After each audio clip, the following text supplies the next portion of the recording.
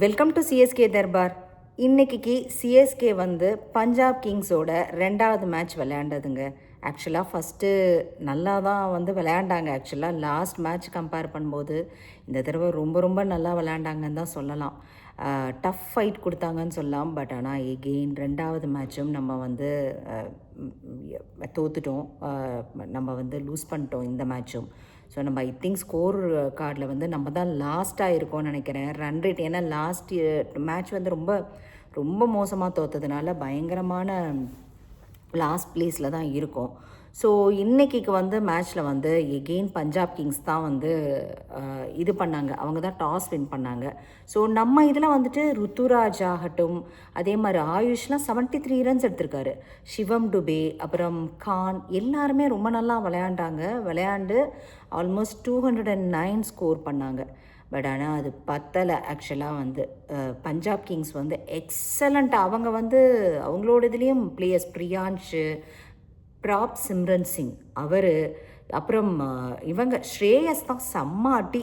எல்லாருமே அதுவும் இல்லாமல் ஃபஸ்ட்டு ஓவர்லாம் பின்னி பெடல் எடுத்துட்டாங்க. ஃபஸ்ட்டு ஓவரே வந்து அவங்க வந்து 6-4ன்னு சொல்லிட்டு அதில் விட்டது தான். அதில் வந்து ஃபஸ்ட்டு ஒரு 5 ஓவர்ஸில் அடித்தது தான். அதுக்கப்புறம் வந்து நம்மள மாதிரியே தான் அவங்களுக்கு விக்கெட் போய் அந்த மாதிரி அவங்களுக்கும் 5 விக்கெட் போய் அந்த மாதிரி தான் இருந்தால் கூட நம்ம வந்து லூஸ் பண்ணிட்டோம் இன்றைக்கி செகண்ட் மேட்சும். ஸோ இப்படியே இன்னும் ஒரு 2 மேட்ச் போச்சுன்னா again play of last year மாதிரியே தான் இந்த தடவையும் பிளே ஆஃப்ஸ் போகிறது கஷ்டம். தோனி மேபி வருவாரா அப்படிங்கிறதும் தெரில. அவர் இன்ஜூரி காரணமாக அவர் வந்து இன்னும் விளையாட வரலை. ஸோ இன்றைக்கும் டிசப்பாயிண்டிங். பாருங்கள், நான் கீழே தான் உட்காண்ட்ருக்கேன். சரி பொசிஷன் மாற்றாமல் இல்லை, ஃபஸ்ட்டு இன்னிங்ஸ் நல்லா விளையாண்டாங்களா, சரி பொசிஷன் எங்கேயாவது மாற்றினா திருப்பி அடிக்காமல் போயிடுவாங்களோன்னு சொல்லிட்டு நான் கீழே உட்காந்தது எழுந்திரிக்க கூட இல்லை. அப்படியே தான் உங்கள்கிட்ட பேசுகிறேன்.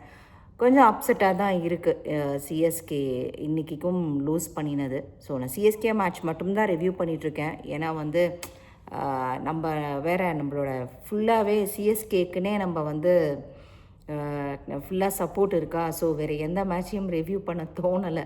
அதனால சிஎஸ்கேக்கு மட்டும்தான் பண்ணிகிட்ருக்கோம். ஸோ பார்ப்போம் எப்படி அடுத்த மேட்ச் ஆகுது. அடுத்த மும்பை இந்தியன்ஸ் கூட நினைக்கிறேன் 2-3 நாளில் சண்டே அன்னைக்கு நினைக்கிறேன் அடுத்த மேட்ச்சு. ஸோ அதுலேயாவது வின் பண்ணுறாங்களான்னு பார்க்கணும். ஸோ வின் பண்ணால் தான் கொஞ்சமாவது நமக்கு சான்ஸ் இருக்குது. அடுத்த மேட்சும் நம்ம லூஸ் பண்ணிட்டோம்னா கஷ்டம். ஆனால் இன்றைக்கி நல்லா தான் விளையாண்டாங்க. இன்றைக்கி நம்மளும் நல்லா விளையாண்டோம். ஆனால் அது பத்தலை. அவங்க வந்து ஃபஸ்ட்டு பவுல் பண்ணவர் வந்து என்ன சொல்கிறது, எக்கச்சக்க ரன்ஸ் கொடுத்துட்டார் ஃபஸ்ட்டு ஓவர்லேயே. ஸோ ஃபஸ்ட்டு ஃபியூ ஓவர்ஸில் போன ரன்ஸ் தான் வந்து இன்றைக்கி வந்து நம்ம லூஸ். ஆக்சுவலாக அவங்க வந்து 18 ஓவர்ஸ் வரைக்கும் கொண்டு வந்தோம் நம்மளும். லாஸ்ட்டு 2 விக்கெட் கூட ஒரு லாஸ்ட் ஃபியூ ஓவர்ஸில் போச்சு.